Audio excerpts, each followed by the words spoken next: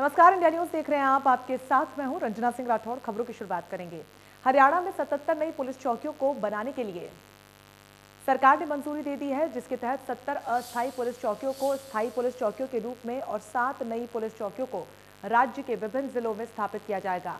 इन police चौकियों के संचालन के लिए हरियाणा सरकार ने 1232 पदों को भी मंजूरी दी है।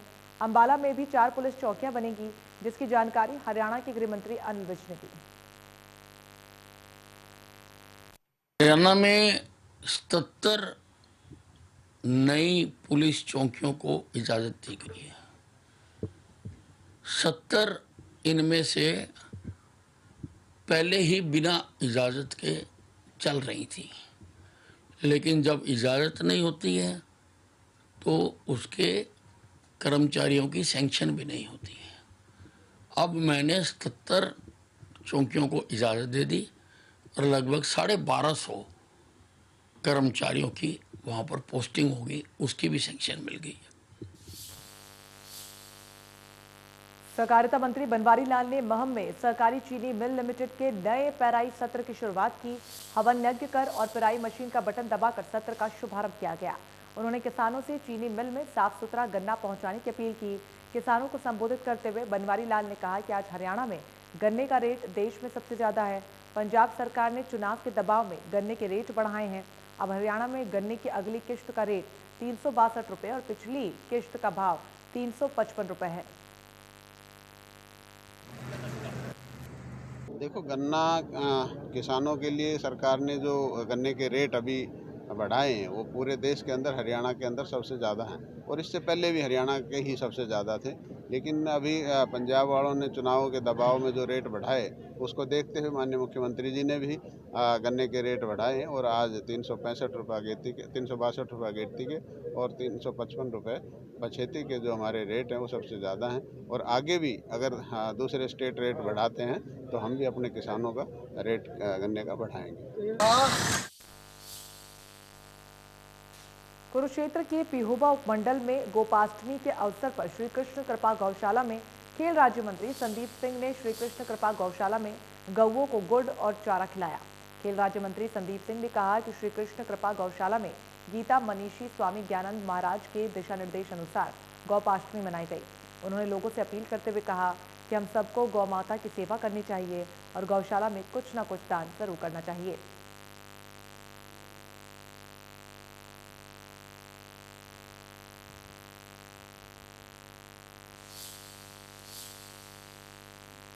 सिरसा में किसान आंदोलन के आड़ में दिनों दिन बीजेपी नेताओं पर हो रहे हमलों के विरोध में ओबीसी मोर्चा के वीरवार को टाउन पार्क में एकत्रित होकर नारेबाजी की और असामाजिक तत्वों का पुतला फूका।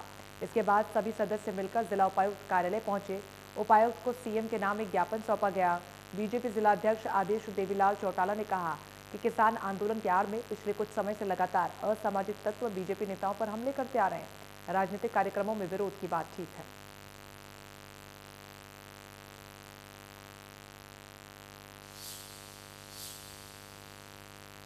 नागरिक अस्पताल में निशा और सूरज का पोस्टमार्टम के बाद शव परिवार को सौंप दिया गया। 2:30 बजे पोस्टमार्टम शुरू हुआ और करीब 1.5 घंटे तक चला। सीनियर मेडिकल अफसर डॉक्टर जय भगवान ने बताया कि निशा को 4 गोलियां लगी हैं। इनमें से दोनों बाजुओं में एक और छाती में 1 गोली लगी है। चौथी गोली उसके सर में लगी थी। उसे ढूंढने के लिए दोबारा एक्सरे भी करना पड़ा। सूरज को 3 गोलियां लगी, इनमें 1 गोली पीछे से मारी गई। दोनों का विसरा जांच के लिए भेजा गया है। शव लेकर सीआरपीएफ के वाहनों में रखकर गांव पहुंचाए गए। इससे पहले दोनों शव नागरिक अस्पताल में रखवाए गए थे। हलालपुर हत्याकांड के बाद जो है पोस्टमार्टम करवाने के बाद शवों को परिजनों को सौंप दिया गया है। हमारे साथ जो है सिविल हॉस्पिटल के प्रिंसिपल मेडिकल ऑफिसर जय भगवान जी हैं, उनसे बातचीत कर लेते हैं। किस प्रकार की गोलियां लगी थी, कितनी गोलियां लगी? सर, कितनी गोलियां उसके शरीर में थी? दोनों के शव यहाँ रखवाए गए थे। जो निशा है इसके अंदर जो है 4 वुंड मिले हैं हमें।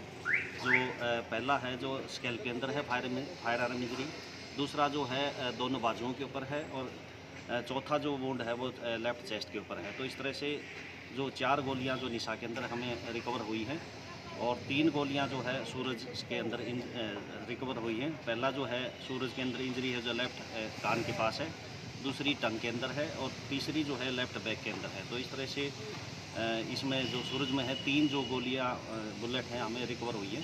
तो उनको हमने अभी सील कर दिया है और बाद में अभी इनको हम पुलिस को हैंड ओवर करेंगे। सर कोई बुलेट एग्जिट भी थी या अंदर ही थी? नहीं, दोनों के अंदर सिर्फ एंट्री वुंड है, एग्जिट वुंड नहीं है।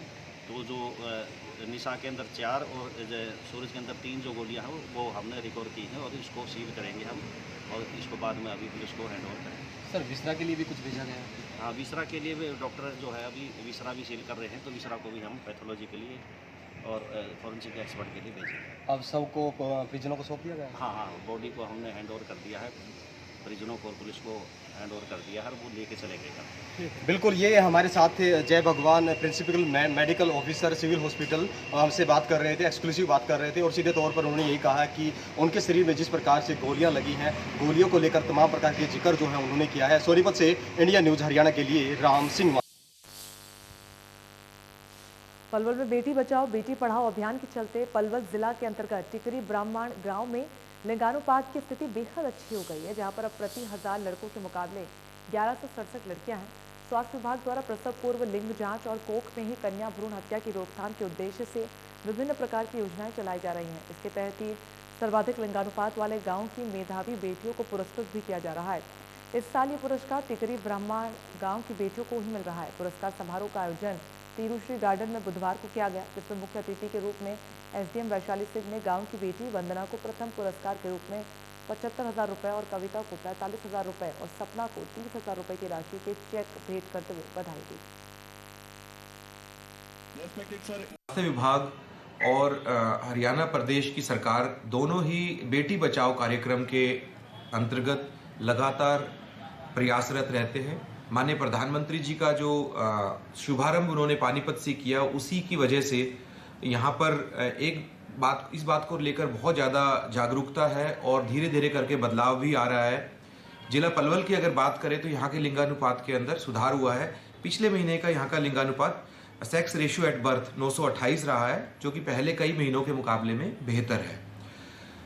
हाल ही में ये चेक करवाया कि किस गाँव का सेक्स रेशियो जो यहाँ के गांव है उसमें सबसे अच्छा है, तो उनकी एक लिस्ट भी बनवाई गई जो कि डिप्टी कमिश्नर ऑफिस के सामने और 3-4 और इम्पोर्टेंट स्थानों पर मिनी सेक्रेटरीट में भी लगाई गई कि जिस गांव के अंदर सेक्स रेशियो एट बर्थ ज़्यादा होगा उसको भी हम उसको ग्रीन जोन में डालेंगे, जो मीडियम में होंगे येलो में, और जो लोग लो जा रहे हैं जिनका काफ़ी कम है उनको रेड में डाला गया। तो ऐसे में सबसे ज़्यादा जो बड़े गाँव के अंदर टिकरी ब्राह्मण गांव सामने आया, जिसके अंदर 1167 सेक्स रेशियो यानी कि 1167 बेटियां बेटों के मुकाबले में पैदा हुई, जो कि अपने आप में, और वहां की आबादी भी अच्छी खासी है, 6932 वहां की आबादी है। तो इसी संदर्भ में ये जो सर्वे करा के रिजल्ट निकला, उसी संदर्भ में जो ये फंक्शन किया गया उसमें डीओ के माध्यम से, जिला शिक्षा अधिकारी के माध्यम से नाम लिए गए सरकारी स्कूल की टिकरी ब्राह्मण की जो बेटियां हैं जिन्होंने अच्छा स्कोर किया है, उनको फर्स्ट, सेकंड, थर्ड आने वाली बच्चियों को सम्मानित किया गया। फतेहाबाद में किसानों द्वारा खेतों में जमकर पराली चलाई जा रही है, जिसकी सूचना मिलने के बाद एसडीएम खेत में पहुंचे और आग पर काबू पाया गया। एसडीएम ने मौके पर फायर ब्रिगेड की गाड़ी बुलाकर आग को बुझवाया, तो वहीं उस दौरान उन्होंने आग जलाने वालों के खिलाफ सख्त कार्रवाई के निर्देश भी दिए।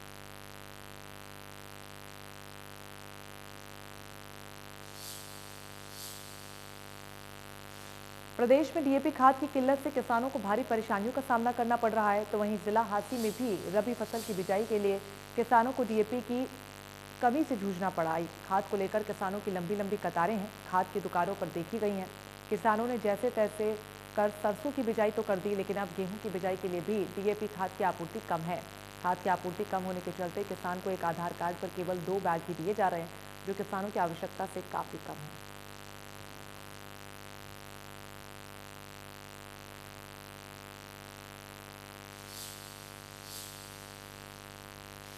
हरियाणा के पेट्रोल डीजल डीलर एसोसिएशन ने कमीशन बढ़ाने की मांग को लेकर 15 नवंबर को प्रदेश व्यापी हड़ताल की घोषणा की है। यमुनानगर में ऑल कंपनी डीलर एसोसिएशन की विशेष बैठक के बाद मीडिया से बातचीत करते हुए एसोसिएशन के महासचिव रामेश्वर चौहान ने कहा कि 2017 से एसोसिएशन कमीशन बढ़ाने की मांग करती आ रही है, लेकिन उनकी मांग पर अमल नहीं हुआ। उन्होंने कहा कि पेट्रोल और डीजल के रेट बढ़ने से पेट्रोल पंप मालिकों को नुकसान हो रहा है। उन्होंने कहा कि हमारा कमीशन प्रति लीटर पर मिलता है। पेट्रोल और डीजल जितना सस्ता होगा उतनी इससे सेल बढ़ेगी, उपभोक्ताओं को भी फायदा होगा और पेट्रोल पंप मालिक को भी लाभ रहेगा।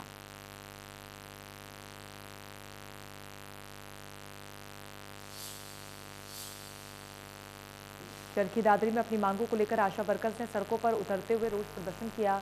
आशा वर्कर यूनियन के आह्वान पर जिले भर के आशा वर्कर्स लघु सचिवालय के बाहर एकजुट हुई और धरना देते हुए प्रदर्शन किया।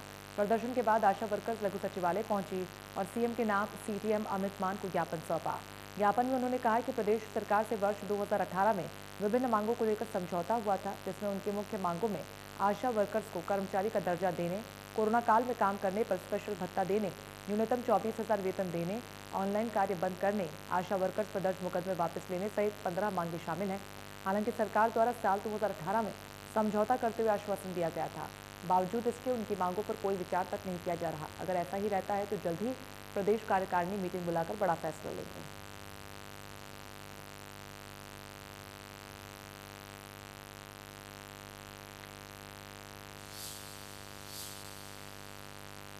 भिवानी में भी anganwadi workers and helper unions Haryana के आह्वान पर आंगनबाड़ी वर्कर्स और हेल्पर्स ने पीओ कार्यालय तक प्रदर्शन किया। धरना प्रदर्शन के माध्यम से हरियाणा सरकार से आंगनबाड़ी वर्कर्स और हेल्पर्स को पक्का करने, तब तक 24,000 रुपये वेतन लागू करने की मांग की गई।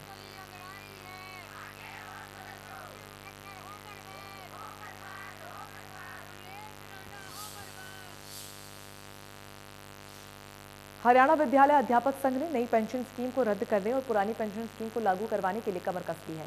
हरियाणा विद्यालय अध्यापक संघ के बैनर तले संगठन के पदाधिकारी और सदस्यों ने यहां पर लघु सचिवालय में एकत्रित होकर प्रदर्शन किया। सभी ने सरकार की नई शिक्षा नीति और नई पेंशन स्कीम को लेकर अपना विरोध जताया। संगठन के पदाधिकारियों का कहना है कि सरकार की नई शिक्षा नीति और नई पेंशन स्कीम कर्मचारियों के हित में नहीं है। इन दोनों को जितनी जल्दी रद्द किया जाए उतना ही कर्मचारियों के हित में होगा। उन्होंने ये भी कहा कि सरकार को आम जनता के हित में पुरानी शिक्षा नीति और पुरानी पेंशन स्कीम को तुरंत प्रभाव से लागू करे। संगठन के एक प्रतिनिधिमंडल ने अपनी मांगों का एक ज्ञापन महामहिम राष्ट्रपति के नाम तहसीलदार को भी सौंपा।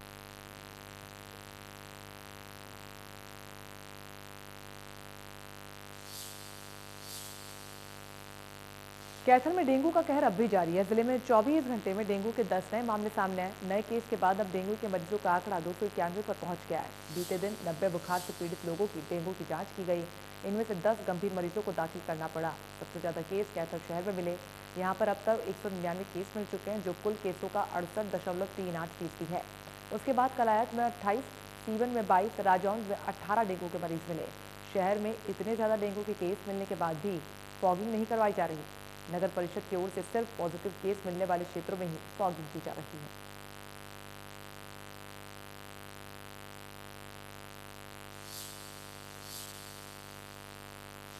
फरीदाबाद में भी पॉल्यूशन का लेवल कम होने का नाम नहीं ले रहा है। लगातार एयर क्वालिटी इंडेक्स बढ़ता हुआ नजर आ रहा है। इसके अलावा सड़कों पर भी उड़ती धूल भी PM 2.5 और PM 10 को बढ़ा रही है। फरीदाबाद में बढ़ते पॉल्यूशन की वजह से AQI लेवल लगातार बढ़ता जा रहा है और अभी भी निजात मिलने का नाम नहीं ले रहा है। पहले दीपावली, उसके बाद में भाई दूज, गोवर्धन और अब छठ के पर्व पर जिस तरह से पटाखे चलाए गए, बैन के बावजूद वो तो कहीं ना कहीं जो एयर क्वालिटी इंडेक्स है फरीदाबाद का, वो 450 के से ऊपर पहुँच गया। और हम फिलहाल NH 19 पर खड़े हैं। अजरौदा चौक है, यहाँ तमाम व्हीकल्स निकल रहे हैं। व्हीकल से निकलने वाला जो धुआं है वो भी हवा में घुल रहा है, जिसकी वजह से जो शहर की आबो हवा है वो जहरीली होती जा रही है। तो आप साफ तौर से देख सकते हैं कि दोपहर का वक्त हो चुका है, लेकिन ऐसा शहर में लग रहा है जैसे शाम ढलने को हो, चूँकि जो सूरज की किरणें हैं वो पृथ्वी तक नहीं पहुंच रही हैं। और ऐसे में जो ये एयर क्वालिटी इंडेक्स है ये फरीदाबाद का लगातार बढ़ा है। इसके पीछे एक रीजन और जो सबसे बड़ा बताया जाता है वो PM 2.5 की अगर बात करें तो जो डस्ट है सड़कों पर उड़ने वाली, मैं अगर आपको सड़कों की भी तस्वीर दिखाऊं तो आप यहाँ देखिए साफ तौर से जो टूटी हुई सड़कें हैं और यहाँ से उड़ने वाली जो डस्ट है वो लोगों के शरीर में सांसों के माध्यम से जा रही है और लोगों को बीमार कर रही है। कुछ लोग भी हैं हमारे यहाँ, हम उनसे बात भी कर लेते हैं। लगातार जिस तरह से पॉल्यूशन फरीदाबाद का बढ़ रहा है, क्या कहेंगे, कितना नुकसानदायक है ये?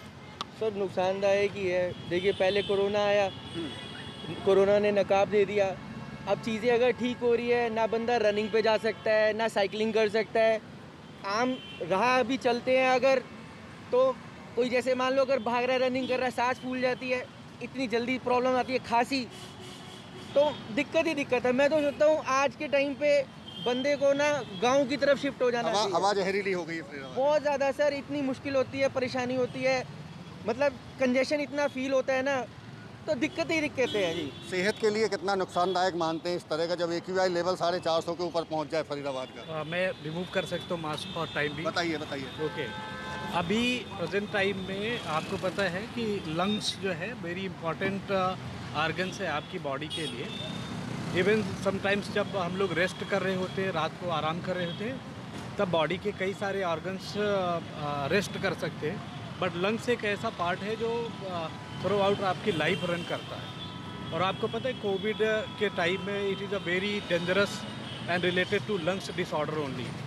उसके बाद में ये डबल अटैक है जो अभी PM 2.5 एंड PM 10 लेवल इस मंथ में या इस दिवाली के जस्ट बाद में बहुत ज़्यादा हाई लेवल पर पहुंच गया, which is very very dangerous for your health, specially lungs part.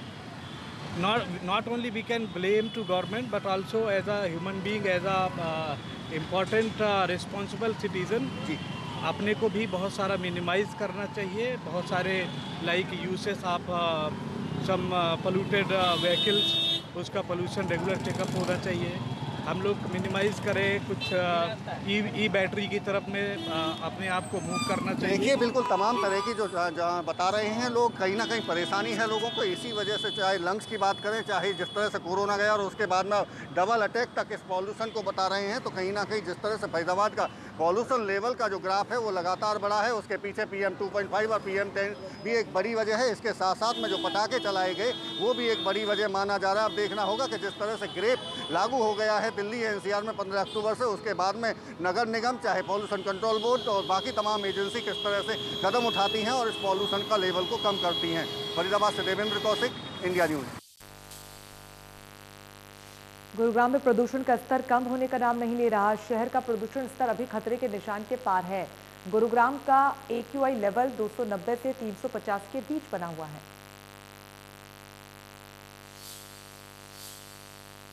इस वक्त हम मौजूद हैं गुरुग्राम में और आपको तस्वीरें दिखाना चाहेंगे। ये दिल्ली जयपुर हाईवे की तस्वीरें हैं, गुरुग्राम की तस्वीरें हैं।